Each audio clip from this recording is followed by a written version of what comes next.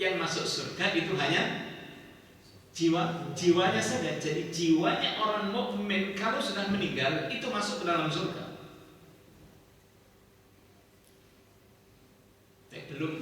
Belum dalam bentuk jasad dan roh seperti ini, belum. Roh dan jasad, jiwa dan jasad itu akan menjadi utuh kembali kalau sudah hidup di akhirat nanti, ya kan?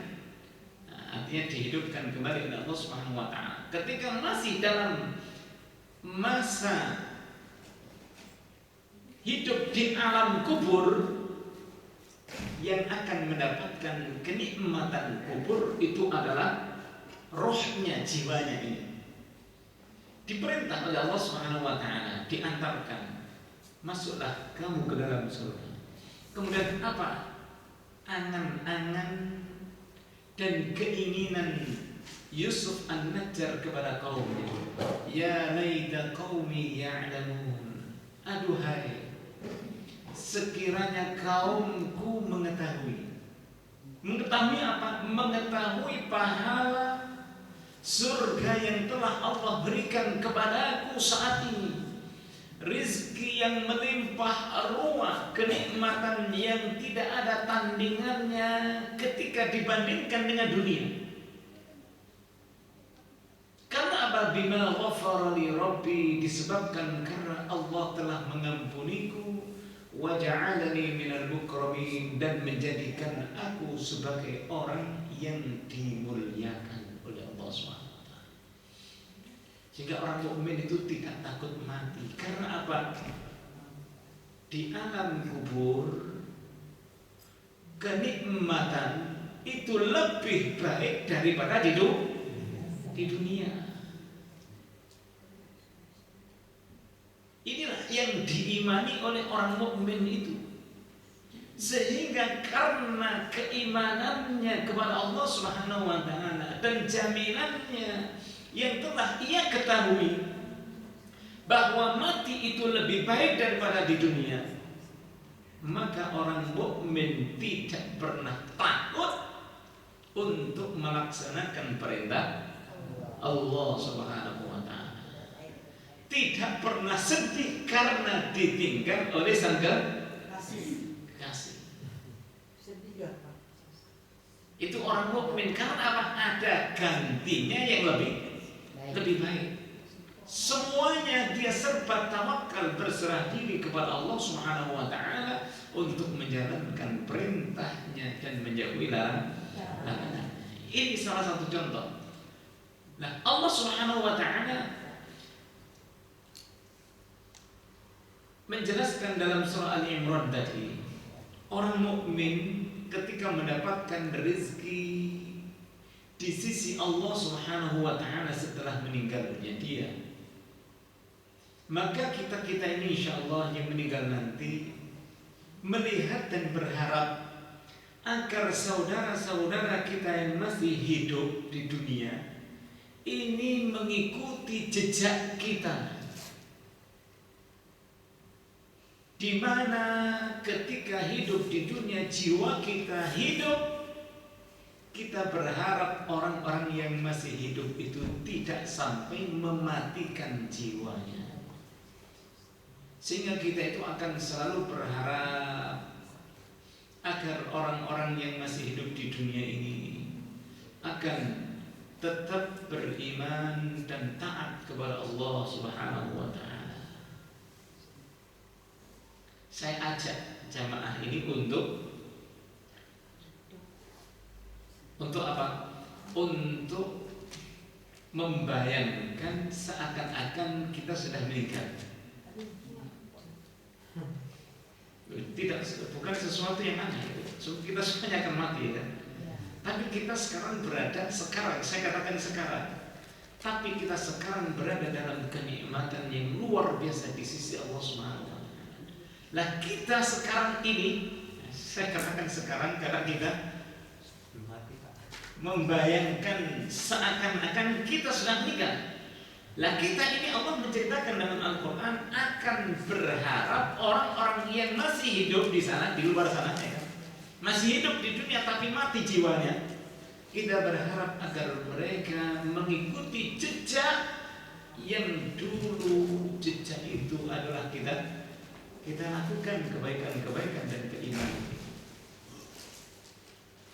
Sehingga keinginan kita agar orang-orang yang di luar sana, kita ini ada di surga ini, makanya kita berada di tempat yang tinggi ya. Masjid ini di tingkat tinggi, alhamdulillah. Roh kalau meninggal kan diangkat ke atas kan, nah kita ditaruh di sini alhamdulillah. Nggak terasa sakit kok kalau mati. Bayangkan aja karena kita sekarang di alam arwah. Bayangkan seperti itu, biar ada persiapan diri kita untuk menghadapi kematian. Bayangkan saja, nggak apa-apa dibayangkan. Biar kita merasa nikmat hidup di sisi Allah Subhanahu wa Ta'ala. Ketika kita merasakan nikmat seperti ini, kita berharap agar orang-orang yang masih hidup tahu informasi penting yang telah kita dapati sekarang ini. Maka Allah Subhanahu wa Ta'ala berfirman, menyampaikan informasi yang sedang kita dapati berupa kenikmatan ini dalam firman-Nya, farihina bima atahumullahu min fadlih wa yastabshiruna billadzina lam yalhaqu bihim min khalfihim alla khaufun 'alaihim wa la hum yahzanun yastabshiruna bi ni'matin min Allah wa fadlin wa anna Allah la yudhi'u ajral mu'minin. Kita ini diciptakan oleh Allah sedang merasa gembira, bahagia karena apa yang telah diberikan oleh Allah berupa kenikmatan dan rezeki yang menimpa ruh di dalam surga. Dan mereka kita ini berharap berita gembira ini sampai kepada orang-orang yang ada di luar sana, di dunia sana gitu. Kita kan di surga kan kita ini kan, ya kan? Kita ini berada di surga Allah Subhanahu wa Ta'ala. Kita berharap bahwa nikmat yang kita dapati ini, ya kan, sampai kepada mereka yang ada di dunia sana loh, di luar sana. Alladzina lam yalhaqu bihim, mereka yang belum nyusul, belum meninggal nyusul, ya kan, menyusul keberadaan kita yang sedang di dalam surga Allah Subhanahu wa Ta'ala. Alla khaufun 'alaihim wa la hum yahzanun, bahwa tidak ada ketakutan atas mereka orang-orang mukmin yang hidup itu, dan tidak pula orang-orang mukmin itu merasa sedih. Baik sekarang kita ini tidak ada rasa takut. Insya Allah nggak ada yang punya rasa takut sekarang ini. Ada yang punya rasa takut? Masih Pak. Masih. Ada yang punya rasa sedih? Masih Pak. Nah, ini perlu dihilangkan ya. Rasa takut itu harus dihilangkan. Rasa sedih itu harus dihilangkan. Karena apa? Kita sekarang berada dalam surga Allah Subhanahu wa Ta'ala, sebagaimana sabda Rasulullah sallallahu alaihi wasallam, "Idza marartum bi riyadil jannah fartahu." Apabila kalian melalui pertamanan surga-surga Allah di dunia, maka masuklah. Kemudian para sahabat bertanya kepada Rasulullah, "Wa ma riyadul jannah ya Rasulullah?" Apa pertamanan surga Allah Subhanahu wa Ta'ala di dunia itu ya Rasulullah? Kemudian dijawab oleh Rasulullah, "Zikrullah wa hidlatul zikr," yaitu halaqah zikr, majelis Al-Quran, majelis ilmu seperti ini. Oleh karena itu seharusnya dengan keberadaan kita di majelis ilmu ini benar-benar mendapatkan ketenangan jiwa. Sehingga ketenangan jiwa ini harus kita bawa selama-lamanya sampai kita bertemu dengan Allah Subhanahu wa Ta'ala. Karena hidup dia kan tidak mati. Nah, inilah antara lain contoh dan gambaran jiwa yang hidup karena Al-Quranul Karim.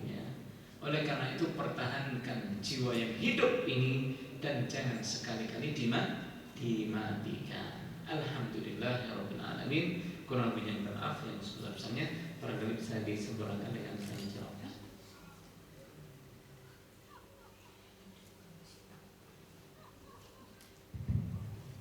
Terima kasih kami sampaikan kepada Ustaz Muhammad Ma'arif yang telah menyampaikan tausiah pada sore hari ini dengan tema yaitu hidupkan jiwa dengan Al-Quran.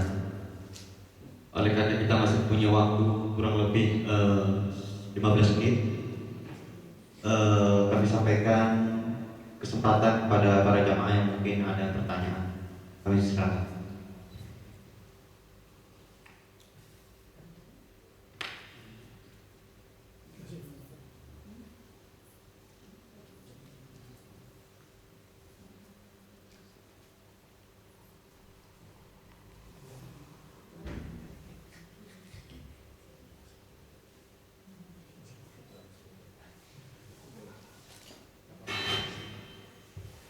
Assalamualaikum warahmatullahi wabarakatuh. Pak Ustaz mau tanya nih, soal yang yang telah meninggal dunia tadi itu akan dimuliakan sama Allah. Jadi Bapak tadi saat tadi itu bisa melihat teman-temannya begitu. Betul. Kalau kita ini bagaimana Pak Ustaz? Karena saya dengar kaum muslim itu sebetulnya kalau meninggal dunia itu sebetulnya masuk neraka dulu, barusan begitu masuk surga. Tapi Pak Ustaz tadi bilang masuk surga. Padahal satu saja saya kasih contoh di sini bagi para muslimin dan muslimat yang meninggalkan sholat subuh itu konsekuensinya berapa tahun di neraka. Itu satu aja. Belum sholat maghrib ditinggalkan, sholat apapun juga ada konsekuensinya. Terus bagaimana ya Pak Ustaz? Terima kasih. Santok mau mampir neraka dulu atau? Langsung surga Pak kita. Maunya kan kita kesini masih sudah semuanya Pak Ustaz. Jadi katanya kita harus mampir dulu. Iya kan menebus dosa. Baik, berarti siap masuk neraka dulu. Saya siap masuk neraka dulu. Saya tahu. Saya bagaimana? Artinya siap neraka. Tahu gambaran neraka itu? Neraka itu kata Rasulullah SAW, Inna ahwana an-nar 'adaban 'ala an-nas yaumal qiyamah.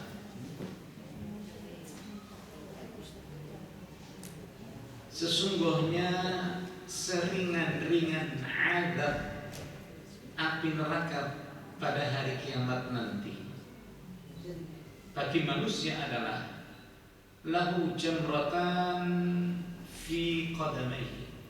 Dia akan mendapatkan dua bara api yang diletakkan oleh Allah Subhanahu wa taala di bawah kedua telapak kakinya.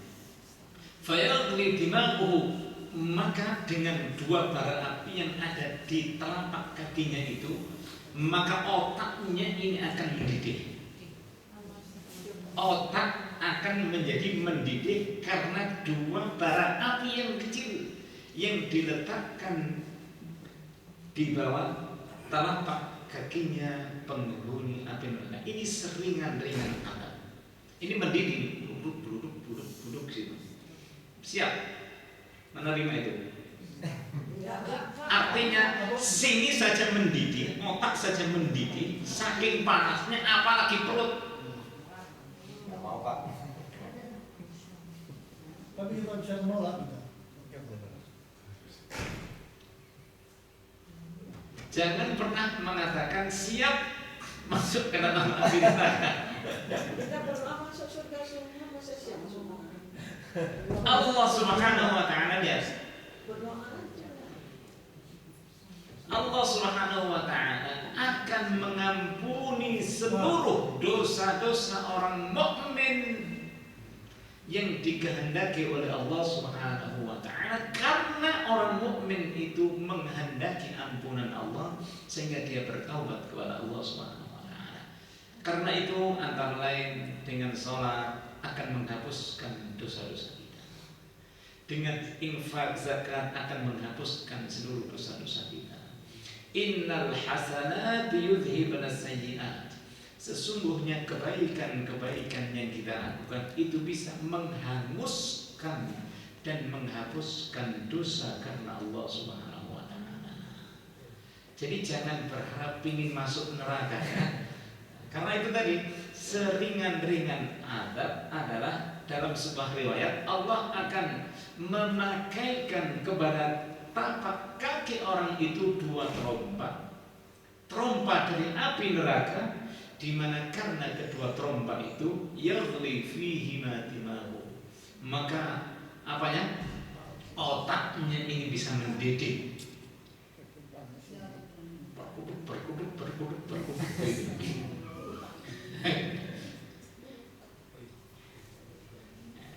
dan kita semuanya akan diampuni oleh Allah Subhanahu wa taala selama kita mau membaca Al-Qur'an. Selama kita mau hadir di majelis Al-Quran, ini adalah majelis ilmu, ini adalah majelis sebagai jaminan dari Allah Subhanahu wa taala bahwa dosa-dosa kita akan diampuni. Bukankah saya dulu pernah menyampaikan dalam sebuah hadis, majtama'a qaumun fi baitin min buyutillah, tidaklah berkumpul satu kaum di rumah-rumah Allah seperti ini, yatluna kitab Allah, membaca Al-Quran, wa yatadarasuna fi, dan mereka mengkaji isi kandungan Al-Qur'anul Karim di tempat ini, illa haffathumul malaikah, kecuali malaikat mengerumuni mereka, wa nazalat alaihimus sakinah, dan ketenangan akan benar-benar didapati oleh mereka. Allah menurunkan ketenangan pada jiwa mereka. Wa ghasyiyatumur rahmah, mereka diliputi oleh rahmat kasih sayang Allah Subhanahu wa taala. Wa dzakarahumullah fi man 'indah, dan Allah menyebut-nyebut nama mereka di sisi malaikat-malaikat.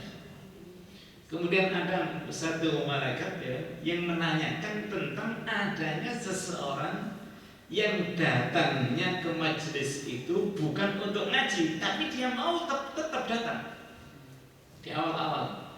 Kemudian jawaban Allah, la yashqa minhu jalisum, tidak akan celaka orang yang duduk bersama mereka.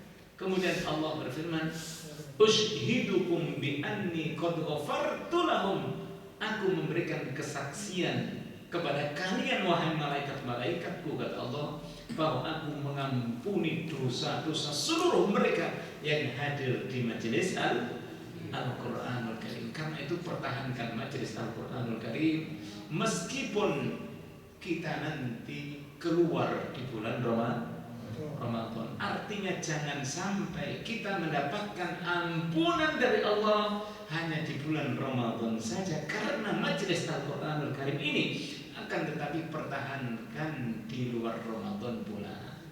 Jangan sampai kita sekarang dapat ampunan, kemudian setelah kita bersih di luar bulan Ramadan kita melakukan kemaksiatan lagi. Jangan sampai itu terjadi, sehingga yang dikhawatirkan yang semestinya kita mendapatkan ampunan, kemudian kita mati dalam keadaan waliyadzubillah masih membawa dosa. Jadi orang kalau meninggal masih membawa dosa, sedangkan dia belum bertobat, itulah dia akan ngincip api neraka tadi. Karena apa? Dia mati masih membawa dosa, sedangkan dia belum bertobat. Karenanya ucapan astaghfirullahaladzim harus selalu kita ucapkan dalam setiap saat. Sebagaimana Rasulullah SAW menyontohkan, wallahi inni la astaghfirullah wa atubu ilaih fil yawm akthar min 70 marrah. Wallahi, dalam sebuah riwayat lain, inni la astaghfirullah al-azim wa atubu ilaih fil yawm 100 marrah. Demi Allah, aku, kata Rasulullah, setiap hari selalu membaca istighfar dan bertaubat kepada Allah lebih dari 70 kali. Dalam sebuah riwayat lain 100 kali. Rasulullah SAW setiap hari membaca astaghfirullahaladzim. Padahal Rasulullah adalah orang yang maksum, yang dijaga oleh Allah Subhanahu wa taala dari kesalahan dan kemaksiatan. Tapi toh Rasulullah meminta ampun kepada Allah.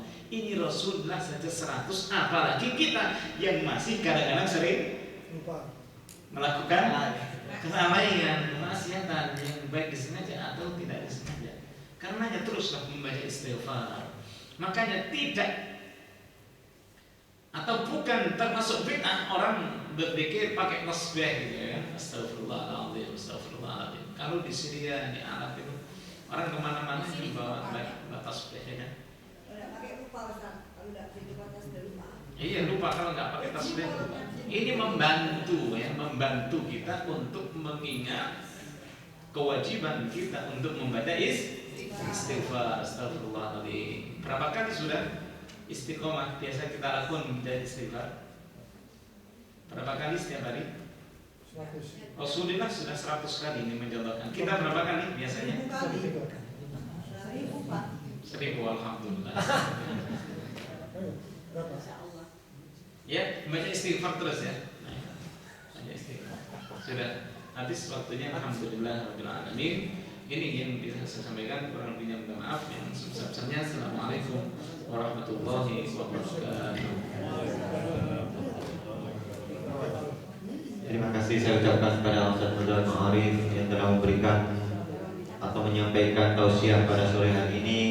Insya Allah nanti kita akan melanjutkan pada setelah sholat maghrib. Mudah-mudahan apa yang telah disampaikan oleh Ustaz Abdul